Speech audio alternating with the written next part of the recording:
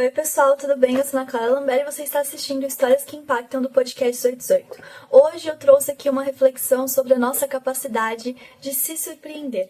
E aí, essa semana eu tava pensando qual que vai ser o vídeo que eu vou lançar na quinta-feira, né? Qual tema eu posso falar com o pessoal. E aí eu tenho um livro, que é um livro que eu leio muito aos poucos, assim, é um livro de contos, não é contos, na verdade, são pequenos artigos, pequenas reflexões. Então eu vou lendo ele aos poucos. E aí, um tempo atrás, eu não sabia o que ler, eu peguei esse livro, li uns 2, 3 desses artigos, e eu lembrei, né, quando eu tava lendo ali os títulos, né, desse livro, eu vi um que me chamou a atenção, eu acabei relendo, eu já tinha lido esse, e falava sobre a nossa capacidade de se surpreender. E eu estou falando do livro Antropoceno, Notas sobre a Nossa Vida na Terra, do John Green. O John Green, ele é um autor muito famoso, talvez você o reconheça por A Culpa das Estrelas, Quem é Você, Alaska, Cidade de Papel. Eu lembro que foi um período que ele era o grande autor da nossa geração, assim, pensando na literatura jovem, e ele lançou esse livro na época da pandemia. E ele vai falar sobre diferentes assuntos e trazer uma pequena reflexão sobre esses assuntos que ele vai trazer nesse livro. Tipo, literalmente são vários assuntos diferentes e várias coisas bem aleatórias que ele acaba comentando nesse livro. Por exemplo, ele fala de música, de um tipo de dinossauro, ele vai falar sobre o tipo de refrigerante, ele fala sobre muita coisa, mas ele também fala, por exemplo, internet, pôr do sol, sobre... cara, muitos assuntos, de verdade, assim, ele fala sobre lugares, sobre tipo de turismo, enfim, é muito interessante, ele fala sobre de tudo um pouco, na verdade, e ele traz um pouco da reflexão dele sobre esses assuntos, e ele traz uma questão acadêmica por trás também, porque ele traz artigos onde ele pegou informações e tal, enfim. E aí, a partir disso, eu falei assim, acho que seria uma discussão legal pra gente falar aqui sobre a capacidade do ser humano de se surpreender. E o que me chamou a atenção, na verdade, quando eu estava relendo esse livro, né, especificamente essa parte, foi esse trecho aqui, na verdade, né? Maravilhando-me com a perfeição daquela folha, fui lembrado de que a beleza estética depende tanto de como e se você olha quando do que vê. Do quark à supernova, as surpresas não acabam. O que está em falta é a nossa atenção, nossa habilidade e disposição para fazer o trabalho que a admiração requer. Então, eu acho muito legal porque esse texto, especificamente, ele começa trazendo o exemplo do Grande Gatsby. O Grande Gatsby é um dos livros mais famosos do Fitzgerald e, assim, na época que ele foi lançado, ele não foi o livro aclamado que ele é hoje, no sentido de que, dentro das escolas nos Estados Unidos, ele é uma leitura obrigatória praticamente em todos os lugares. Então ele é um dos maiores livros quando a gente pensa na literatura norte-americana. E quando ele foi lançado, na verdade, os críticos falaram que era um livro horrível. Que era um livro que não duraria mais do que um verão e que ele entraria no esquecimento. E é muito interessante a gente pensar o porquê então esse livro, depois de tantos e tantos anos, esse livro é um marco da literatura. Isso é só um fato que eu acho que é legal a gente mencionar aqui, mas esse livro, de fato, ele não vendeu na época que ele foi lançado. O Fitzgerald morreu, acho que tinha 44 anos. Ele não viu o retorno financeiro que esse livro teve. E ele falava que a crítica, na verdade, não tinha entendido o trabalho dele, e por isso que as pessoas não estavam gostando do livro, porque elas simplesmente não tinham entendido. Então, é muito... o ponto de virada, a chave para que o Grande Gatsby tivesse esse crescimento foi durante a guerra, a Segunda Guerra Mundial, que existia um financiamento para que alguns livros chegassem para os soldados americanos como uma forma de entretenimento e também de incentivar o patriotismo. Então, um grupo de norte-americanos, uma instituição, produzia esses livros em tamanho de bolso e enviava para os soldados. E eles tinham acesso a essa literatura. E um dos livros escolhidos foi O Grande Gatsby. E a partir disso que esse livro se tornou um grande marco da literatura norte-americana, porque ele foi de muito acesso ao povo, que a princípio estava na guerra, mas que depois ele acabou com um crescimento absurdo em vendas dentro dos Estados Unidos, e ele acabou se tornando um marco, né? Porque quando a gente fala do Grande Gatsby, ele é um livro que critica muito esse modo de vida norte-americano e um capitalismo desenfreado, de que quem tem dinheiro, só quer ter mais dinheiro e não sabe o que fazer com o que tem, então só quer produzir mais. E nesse livro é muito claro, porque todas as pessoas que nasceram com dinheiro terminam com dinheiro. E quem nasceu sem dinheiro pode até enriquecer em algum ponto de vida, mas terminaria na pobreza novamente. E é um livro que, na verdade, quando a gente para pra pensar dentro do questionamento e das interpretações dos Estados Unidos, ele é muito ambíguo, né? Em momentos que os Estados Unidos está economicamente muito bem, o pessoal coloca esse livro como, nossa, o Grande Gatsby, vamos fazer festas naquele estilo, uma estética muito bonita, luzes, arabescos, esse luxo exacerbado. Essa ganância é vista com bons olhos, mas quando os Estados Unidos está num processo de recessão econômica, ou uma economia que está começando a ficar abalada ali, todo mundo começa a ver o Grande Gatsby com os olhos um pouco mais negativos, de tipo, tá vendo todo esse luxo enquanto outros passam fome. Então é uma literatura meio coringa ali quando a gente fala de economia norte-americana, e as pessoas acabam só vendo o lado mais do luxo, o lado do romance. Inclusive aqui no Brasil tem uma festa que eu acho um pouco absurdo, assim, pensando no que representa isso, né, de uma forma mais profunda, uma festa que eles remetem às grandes festas que acontecem no livro do Grande Gatsby, né. Então a ideia é as pessoas irem vestidas naquela estética, existe muito luxo, muita abundância, muito desperdício. Então, o Grande Gatsby representa muito isso. Mas, o que eu quero falar, trazendo essa obra, que eu acho que eu já me estendi muito falando do Grande Gatsby, que é uma obra que, inclusive, daria muitos vídeos aqui, só pra falar da Ella, por exemplo, que é a esposa do Fitzgerald, que existem muitas controvérsias aí, o quanto, na verdade, não foi ela que trabalhou nesses manuscritos dele. Mas enfim, isso é um vídeo separado. Mas ele traz muito uma frase aqui que eu acho que é legal, que é a frase final do livro, na verdade. Não é spoilers, porque também eu acho que todo mundo conhece aqui um pouco a história do Grande Gatsby, porque o filme com o DiCaprio é maravilhoso, tipo, de verdade, é um filme muito bom, e ele retrata muito bem o livro. Então, de alguma forma, eu acho que as pessoas já tiveram contato com essa obra, mas a frase final do livro, né, que fica naquela cena mais, né, emblemática, né, que tem os barquinhos batendo contra a maré e tal, mas por um momento transitório, encantado, o homem deve ter perdido o fôlego na presença deste continente, compelido a uma contemplação estética que não estendia nem desejava, pela última vez na história, diante de algo proporcional à sua capacidade de se surpreender. Bom, primeiro que existem várias coisas que a gente pode analisar nessa frase, e eu acho que a maior parte delas mostram o quanto essa frase está errada. Porque ele mostra, e ele quer dizer que, na verdade, a última vez que o homem foi capaz de se surpreender com algo foi na chegada dele à América. E aí a gente entra em pequenas questões assim, né? Porque quando o homem europeu chegou na América, já haviam pessoas aqui, já haviam civilizações, já haviam muita cultura aqui que se encantava com esse continente, que se encantava, que vivia e que percebia as belezas que esse continente existia. Então é uma visão muito eurocêntrica também nessa frase, no sentido de que o que se surpreende é aquilo do estrangeiro, e quem vivia aqui não tinha capacidade de se surpreender com isso. E ele traz um fatalismo muito grande, dizendo que o ser humano nunca mais vai se surpreender com nada.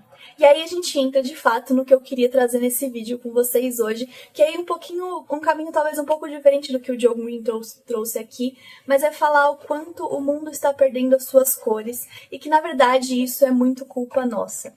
Nessa frase, lá no início que eu falei, que é uma frase do próprio John Green, falando que, na verdade, o que não mudou não foi o mundo, mas sim a nossa capacidade de percebê-lo, eu acho que faz total sentido, porque a gente chegou num ponto que tudo a gente espera algo muito grande, no sentido de que a gente sempre acha que tudo é muito entediante, no sentido de, por exemplo, a sua vida, ela não existe beleza por si só. Porque quando você tá ali no seu dia a dia, vivendo uma vida dita muito comum, você entra no seu celular e você vai ver a vida de um influencer que acabou de ganhar um jatinho e vai estar viajando por 1001 lugares, ou você vai ver no seu celular uma pessoa aleatória, vivendo uma vida que você disse a vida dos sonhos, ou tendo o emprego dos sonhos, tendo a aparência dos sonhos, e quando você compara essa realidade falsa, essa realidade maquiada e produzida com a sua vida, você para de ver cor naquilo que está na sua frente,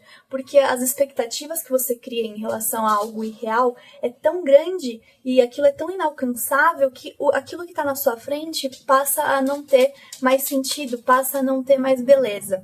E a gente está vivendo num processo muito midiático, em que não só a nossa vida, mas a vida dos outros o tempo todo colocada nesse meio, por exemplo. A gente está acostumado, nossa, eu vi uma paisagem bonita, eu vi um pôr do sol bonito, qual a primeira coisa que você pensa? Vou registrar, vou colocar isso numa câmera, vou tirar uma foto, vou postar nas redes sociais. Só que a gente acaba não percebendo que a gente está vendo o mundo através dessas lentes, né? Seja pelas lentes dos outros ou pelas nossas lentes do nosso celular aqui. Mas isso acaba perdendo um pouco a beleza, porque a gente não consegue se conectar com o agora, a gente não consegue trazer esse momento de contemplação do presente. E a partir do momento que a gente não consegue contemplar aquilo que está na nossa frente, aquilo passa a não ter um impacto na gente. A gente não permite que o que está, o externo ali, impacte o nosso interno. No sentido de que você está passeando, por exemplo, num parque, e aí você vai ver uma flor. Muito bonita aquela flor, e a princípio ou você não vai ligar, você vai passar reto, porque a gente está vindo de um processo de cada vez menos atenção, o tempo de atenção do ser humano tá caindo muito, né? A gente vê muito isso na internet. Quem trabalha com conteúdo digital, sempre o pessoal fala, você tem os 3 primeiros segundos de um vídeo para fazer com que as pessoas queiram assistir e convencê-las de que seu conteúdo vale a pena. Cara, 3 segundos não é nada, né? Como que eu vou convencê-los? Falar o meu nome aqui já é mais de 3 segundos. Então, as pessoas estão perdendo a atenção muito rápido e esse gancho de atenção precisa ser algo muito grande. Então, todo mundo fala assim, não, se movimente muito, fale com tons diferentes de voz ou crie muitos estímulos visuais. Só que, na verdade, a gente só tá prejudicando isso e criando um problema ainda maior, porque conforme o tempo for passando, o nosso tempo de atenção vai ficar cada vez menor, e a gente vai precisar de coisas gigantescas, fogos de artifício, luzes e, sabe, um espetáculo para que a gente possa ouvir uma palavra, ouvir outro ser humano conversar com a gente, né? Quantas vezes vocês já se pegaram, eu falo isso porque comigo acontece também, você tá falando com uma pessoa, você tá interessado no que ela tá falando, mas às vezes sua cabeça já começa a ir para todos os lugares possíveis e você não consegue focar ali, entende? A gente tem muita dificuldade de viver o presente. E não vivendo o presente, a gente não se é surpreendido por ele. Porque aquela flor que a gente viu andando no parque não vai ter diferença. Ou a gente não vai perceber, ou vai ficar no nosso cérebro por um período de 0,3 segundos na nossa cabeça, e a gente vai ter esquecido aquilo.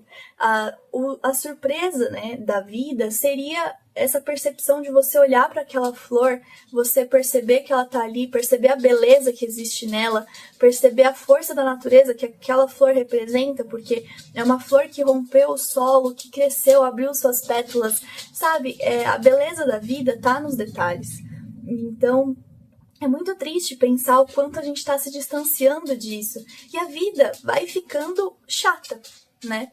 Porque quando a gente espera sempre algo muito grande para ser feliz, o nosso cotidiano não vai ser desse jeito. Não vai ter grandes acontecimentos épicos acontecendo cada segundo da nossa vida. Mas eu acho que a capacidade de se surpreender é a capacidade de enxergar no dia a dia a beleza da vida. E a gente acaba perdendo muito isso, em busca desses grandes momentos, desses grandes acontecimentos, ou com essa incessante insatisfação com o nosso hoje. Porque a gente vive, como eu disse antes, uma sociedade muito midiática, em que as expectativas são sempre muito altas. O cabelo que você tem não é mais bonito o suficiente, a sua estética, o seu corpo, o que você tem, porque se você comprou ontem o que era o celular da moda, hoje já não é mais, já tá obsoleto e você precisa de novo. Então você sempre precisa ter mais, e o que você tem nunca é suficiente. Então a vida vira uma grande busca por algo que você nunca vai alcançar, só que ao mesmo tempo você não aproveita o que você está vivendo hoje.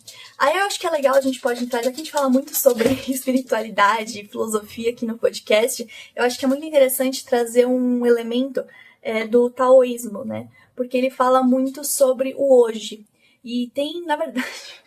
Tem um livro que é The Tao of Pooh. Esse livro é muito difícil de achar porque ele não foi traduzido e é muito triste porque eu tô gostando muito do livro, eu tô lendo. Então eu vou falar desse livro, mas eu não terminei de ler ainda.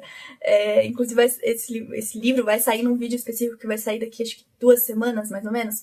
Mas The Tao of Pooh seria o Tao do Pooh, sabe o ursinho Pooh? E ele conta, na verdade, sobre os preceitos do taoísmo através das interações dos personagens do ursinho Pooh. E, na verdade, existe um estudo muito absurdo por trás desses personagens e o que cada um deles representam, né? É até uma questão filosófica por trás da construção de cada um desses personagens, é muito legal. E aí, nesse livro, o autor, né, do Ursinho Pooh, esqueci o nome dele, ele vai conversar com os personagens e, a partir disso, explicando o que é o taoísmo. Ele vai falar muito sobre a importância do viver o agora e o como, através, às vezes, de um processo de muito intelectualismo ou uma vida muito pautada na razão, você acaba perdendo a ingenuidade que faz com que a vida seja bonita. Ele usa muito o exemplo da coruja e do Pooh, né?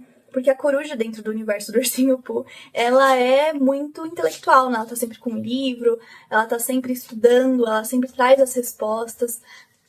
Já o Pooh, ele é o que ele diz do bloco não polido, que ele tá sempre ali no processo, ele não precisa ser explicado, ele tá ali e ele vai perceber o mundo e sofrer as suas influências sem um crivo da razão, por exemplo.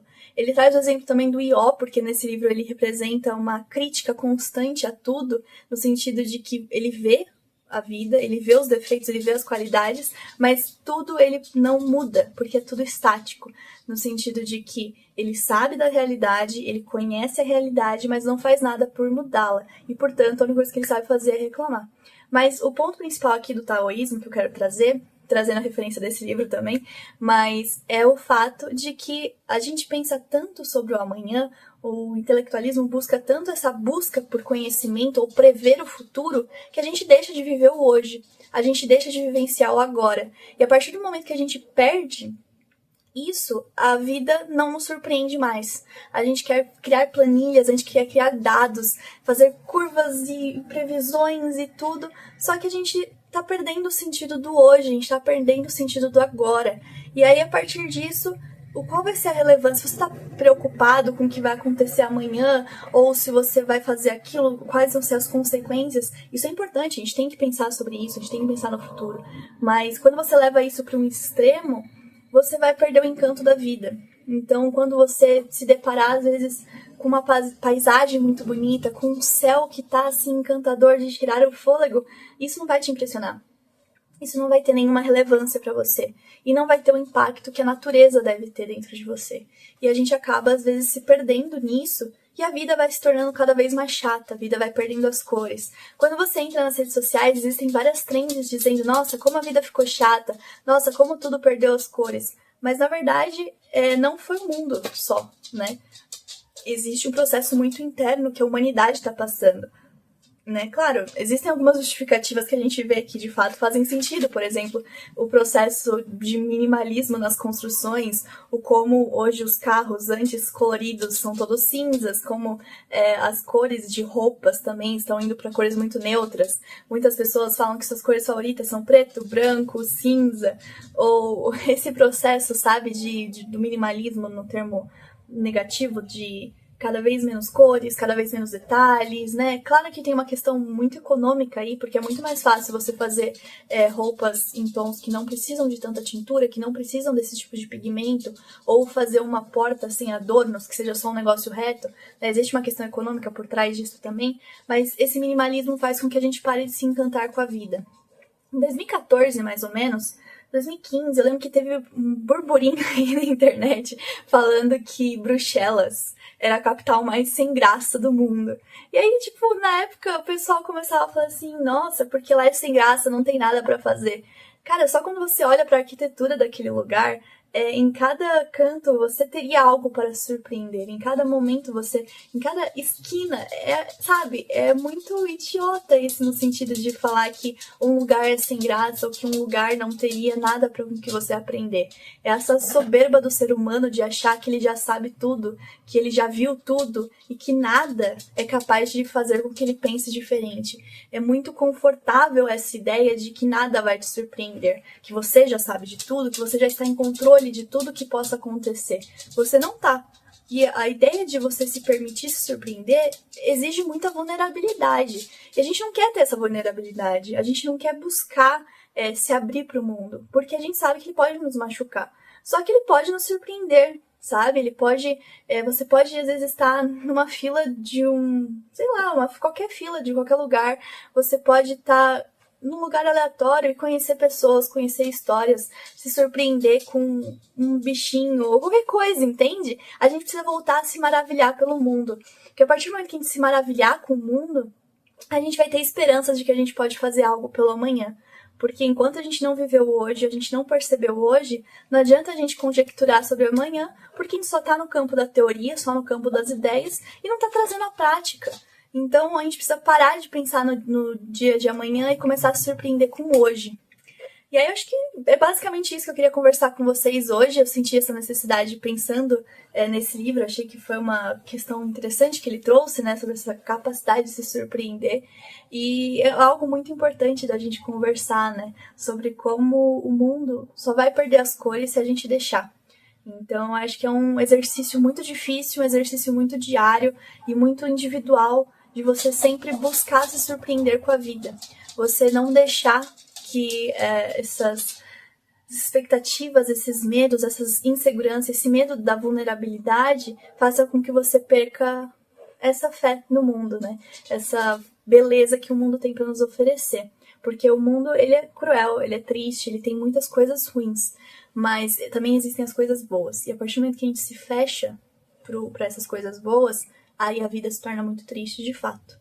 Então, acho que eu queria falar com vocês sobre isso.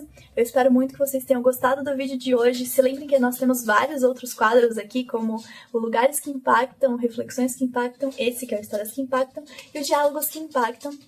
E é sempre muito bom ter todos vocês aqui com a gente. Então não se esqueçam de deixar o seu comentário, like, compartilhar, se inscrever aqui no nosso canal. E até o próximo vídeo. Tchau, tchau!